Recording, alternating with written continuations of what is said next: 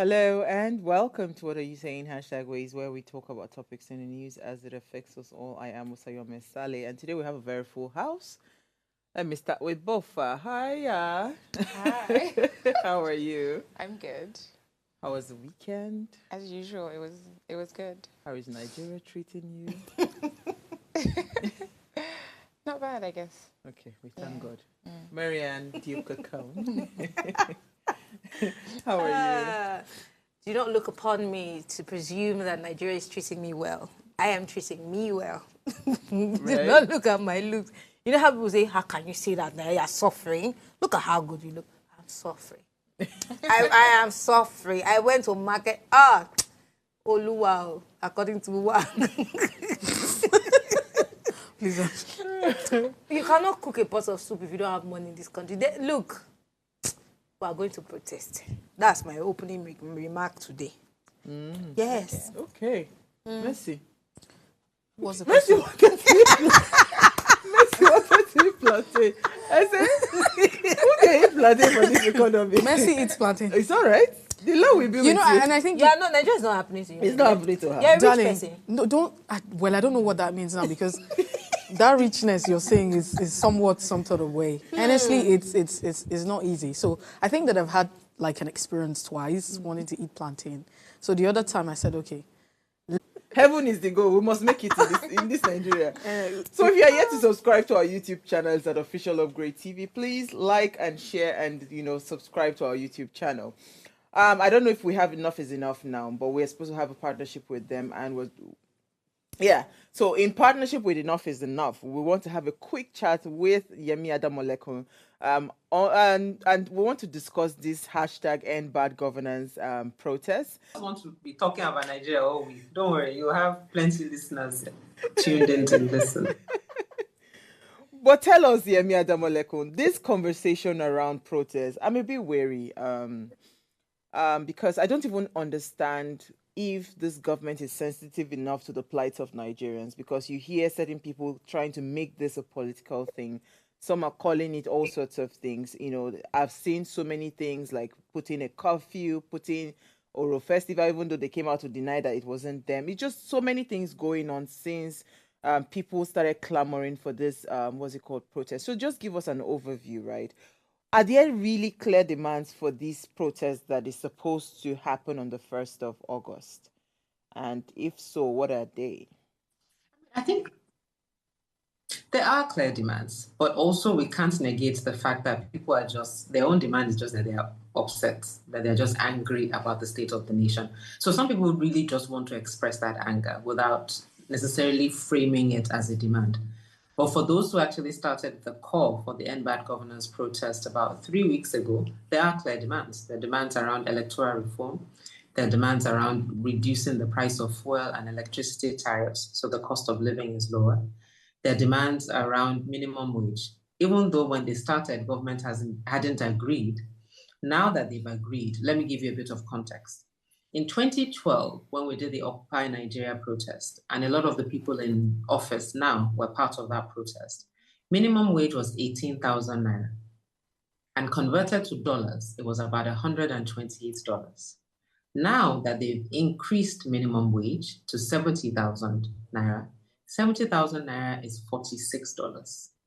So that just gives you context. Now, it's not to say, obviously, if it's increased in a huge jump, it would also have inflationary effects. And it's not only government that it affects, it also affects private sector because salaries across board will change. But I think there's a need to have an honest conversation around how this cannot be something we review every 3 years. So that's also part of the demand. And not calling it a minimum wage, but calling it a living wage. There's a demand around NSAS. A lot of the states have not followed through on their judicial panels. They haven't paid their compensation. There's some NSAS protesters still in jail. There's a demand around declaring a state of emergency in education, given the horrible state of public education in Nigeria. There's a demand around the size of government. So government has continuously told us to tighten our belts, but we don't see governments doing that. Instead, they are talking about opening another ministry for livestock or whatever it is. The Oronsoye report that was supposed to shrink the size of government still hasn't been implemented. I mean, those are the ones I remember off the top of my head. But as you can see, there are very clear demands of, look, we need to show that you understand what's going on with citizens. And of course, there's insecurity. How could I forget that? I mean, there are places in the middle belt that farms have been taken over, people are not farming. And we see that in the cost of food that we were talking about. My fellow plantain lover, I feel your pain. Like, I can eat plantain for breakfast, lunch, and dinner. But in this economy, that's not happening. It's not happening. So, and that's real. Insecurity, not just in terms of farms, but just in your cities. People are robbing because people don't have jobs. People are trying to find something. I mean, not to justify stealing, obviously, but if you live in an environment where there are no consequences for bad behavior and government doesn't provide an enabling environment, we shouldn't be surprised that people turn to crime. All right, then.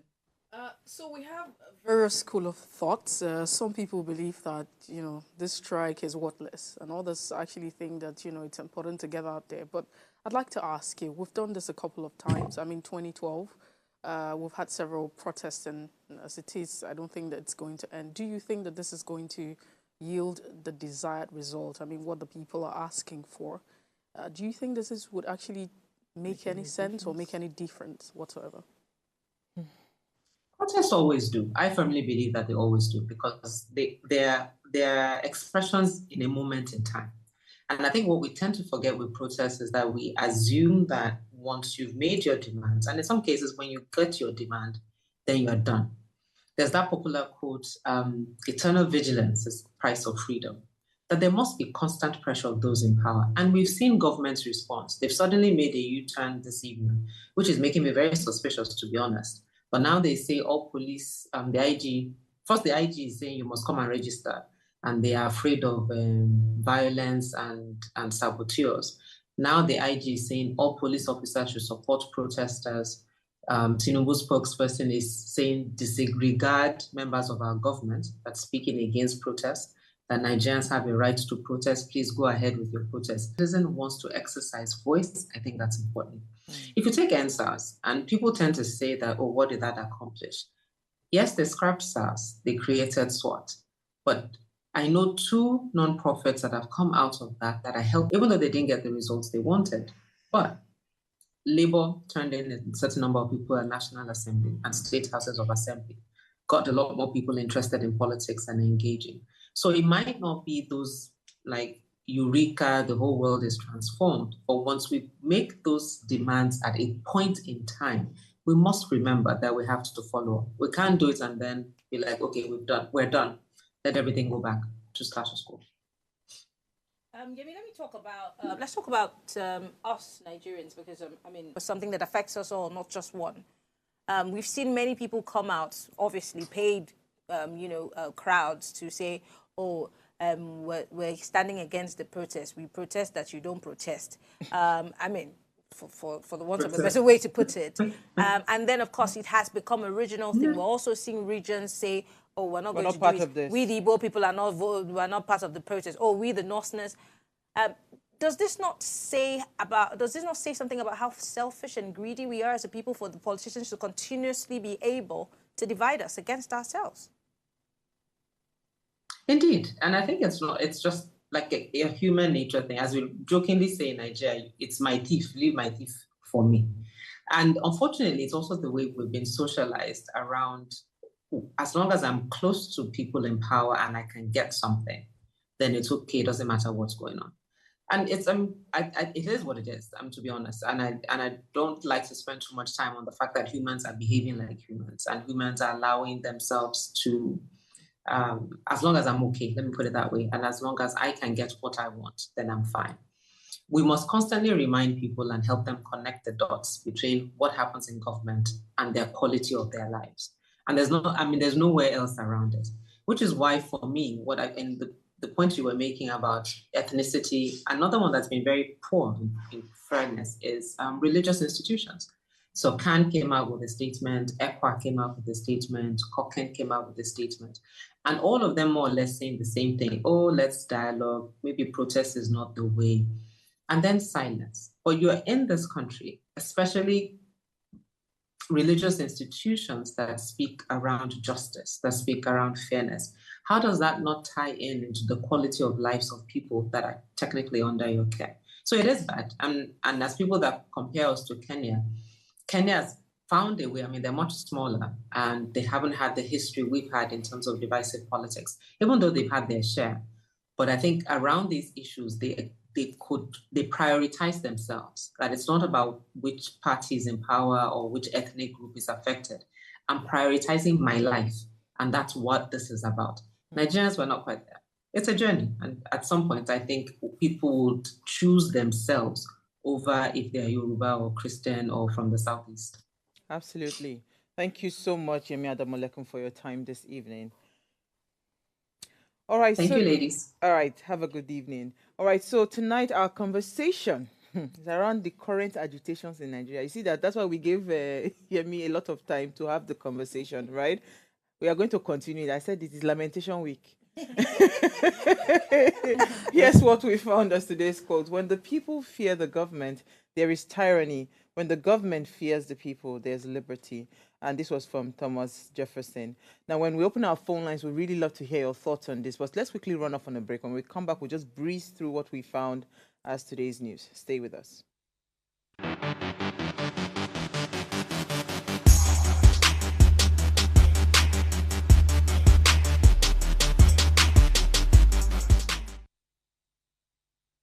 To stay with us now, International Day is Tiger Day, rather, is celebrated annually on July 29 to raise awareness about the critical decline in tiger population and the importance of protecting their natural habitats. The day was established in 2010 during the St. Petersburg Tiger Summit in Russia. Tigers are majestic creatures that play a vital role in their ecosystem. However, due to habitat loss, poaching, and illegal wildlife trade, their numbers have drastically decreased over the years. Now, International Tiger Day aims to increase public awareness, promote tiger conservation, and support anti-poaching efforts. All right, so let me quickly run through our news. Let me start with you, Bufa. What did you find for us in the news today? So I think we've already briefly touched on what I found in the news. It was about CAN, the Christian Association of Nigeria, coming out to say that they don't support the protests, the planned protests, and sort of like shunning Christians, to say, do you really want to go into this? I don't even want to dwell on it because irrelevant organizations like this that have outlived their usefulness are not the kind of people I want to particularly talk about, right? But they did say that. I found it very distasteful, and, that's just as much as I can say on it. I don't even think that you should even stress yourself. You know why? Because I don't think an association like CAN can speak for everyone as a Christian. So I'm sure that we're all Christians on this table, and you have other and Christians. even if we're not, they have no right. So they have no right to speak. So you can have They associations might not speak. be hungry, but we're all hungry. They are hungry. I mean, my point here is, if you have people who know if speak money for exchange association, you can't be speaking for everyone, right? So it might just be a perception of those who are calling the shots, but not necessarily a reflection of the entire, Christendom. Absolutely. So, yeah, it's All right, let me come to you, Marianne. Oh, what I found in the news. Oh, is Mary ready? Apparently, Boko Haram might join the protest. It will.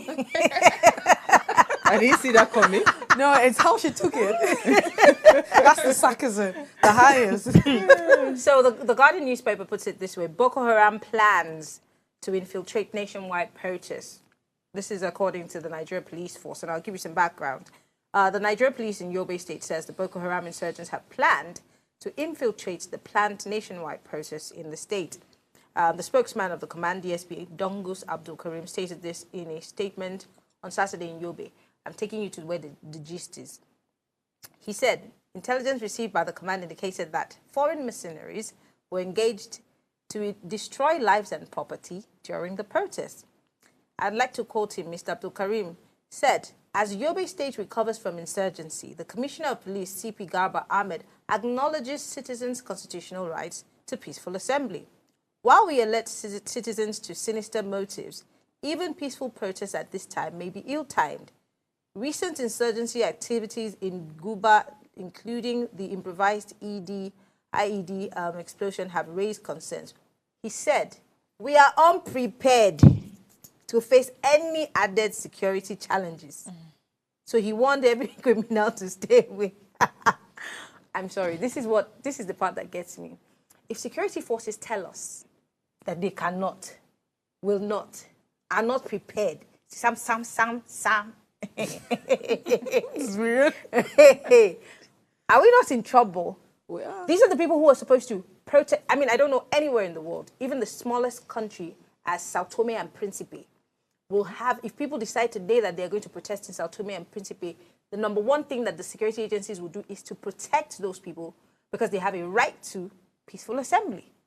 And that protection means that if Uncle from Boko Haram says he's disguising to come and join the protest, they will pick him out because he will be carrying IEDs. But no, in Yobe, they say if you're on bear your father's name, we the police were tired. It's all right. It's all right. Let's move on. Marianne just reminded me of the animated fat boy in Kenya. If you follow that TikTok, That guy. that's her No, because expression. it's ridiculous. All right, Let's move on. so for me, I found what is our current reality, and that's like today, the fuel queues have returned to Nigeria. I'm talking about Monday, July 29th, 2024. Long lines have been observed at the filling stations in Abuja, the surroundings around it due to scarcity of petrol, including Lagos and, other city, Ogun State and what have you. According to, the reports and finding, the shortage has actually led to the increase in prices with black market prices. I mean, soaring as high as 1,300 naira per litre in some regions. But, I found out that some people are saying that this is literally the black market selling, not petrol stations, because you have petrol stations selling for 850 and what have you, or 900 naira due to the scarcity. The Nigerian National Petroleum Company, that's the NNPC, has attributed the scarcity to the disruption in the discharge operations of petrol